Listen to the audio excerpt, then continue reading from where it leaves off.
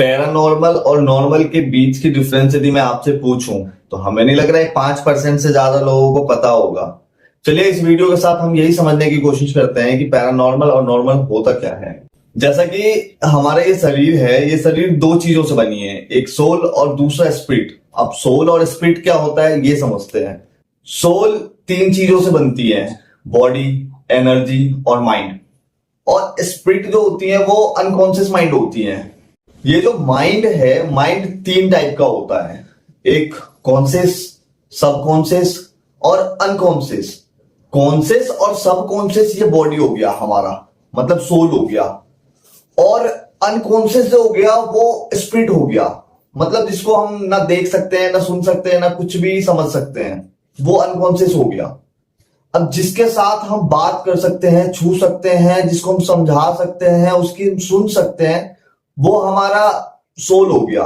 जब किसी इंसान की मृत्यु होता है तो हम उसका अंतिम संस्कार करते हैं और अंतिम संस्कार में एक कपाल क्रिया किया जाता है। कपाल क्रिया मतलब एक सूत के धागे से पैर के दोनों अंगूठे को बांध दिया जाता है।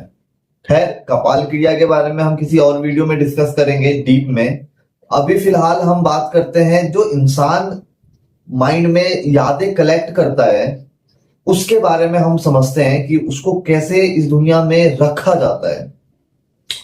जब किसी इंसान की मृत्यु होता है तो उसको हम क्या करते हैं, एक चंदन की लकड़ी से सर पे यहां आज्ञा चक्र पे हम टक्सी मारते हैं। इसका मतलब होता है कि उसका सर फोड़ देना और जितना भी उसने याद रखा था अपने सर में कलेक्ट करके वो सब यहीं पे छोड़ के जाना होता है। और ये हम करते हैं क्योंकि कुछ भी लेके जाएगा तो पहली बात वो जा नहीं पाएगा और वो यादें जैसे बेटा का, पोते का, उसके बाद फिर घर वाली, बहुत सारे ऐसे टेंशन होते हैं जो वो लेके कभी वो जा ही नहीं सकता है। तो हम इसीलिए वो चाहते हैं कि भाई जो हो गया तू यहीं पे भूल के जा और तू चला जा बस। और इसी चीज को लेकर के हम आज्ञा चक्र पे चंदन की लकड़ी से मारते हैं जिससे भाई तुम अपना यादें भूल के तुम चले जाओ बस। ये तो हमारी बॉडी की बातें थी। अब हम समझते हैं एनर्जी। एनर्जी ऐसी चीज है जो कभी डिस्ट्रॉय नहीं हो सकती है, मतलब वो एक फॉर्म लेयर में आ सकता है, मतलब एक फॉर्म लेयर में आके जैसे कोई इंसान खत्म हो जाता है और कभी कभी कोई बोलते हैं कि यार मैंने ना उसको वहां देखा था। पॉसिबल है क्योंकि जो वो एनर्जी होता है ना, वो एनर्जी एक फॉर्म लेयर में आता है जो एक हवा के मतलब वैसा दिखाई देता है कि मतलब कभी छांव जैसा दिखाई दे दिया तो हम कहते हैं यार उसके जैसा लगा मुझे वहां था।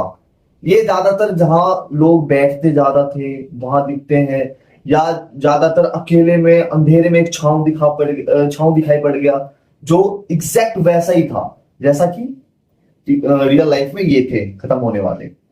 तो वही एनर्जी होता है। एनर्जी को कभी डिस्ट्रॉय नहीं कर सकते हैं, वो ओनली ऑन एक फॉर्म लेयर में आ सकता है। अब हम बात करते हैं स्पिरिट के बारे में।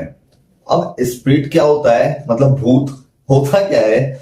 जब किसी इंसान की इच्छा, मतलब कोई सा इच्छा रह गया हो, प्रबल इच्छा पूरा ना हुआ हो, तो उस जगह पे वही एनर्जी एक फॉर्म लेयर में आकर के हमें बताएगा या हमें वैसा कुछ करेगा जिससे हम डरते हैं या जिससे हम समझते हैं, ऐसा कुछ।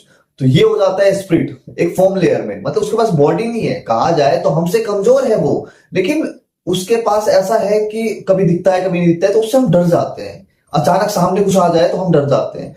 तो वैसे देखा जाए तो हमसे वो कमजोर है क्योंकि उसके पास बॉडी ही नहीं है, ओनली ऑन स्पिरिट। सोल तो है ही नहीं उसके पास, उससे ज्यादा हम ताकतवर हैं, लेकिन फिर भी हम डर जाते हैं।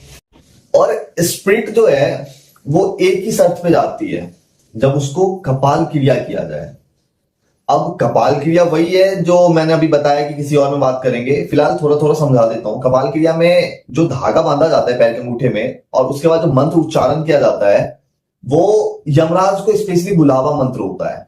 और उस दोनों धागे के बीच में वो अपना यमपास डालते हैं और फिर से खींच के ले जाते हैं कि भाई तू चल। ये होता है।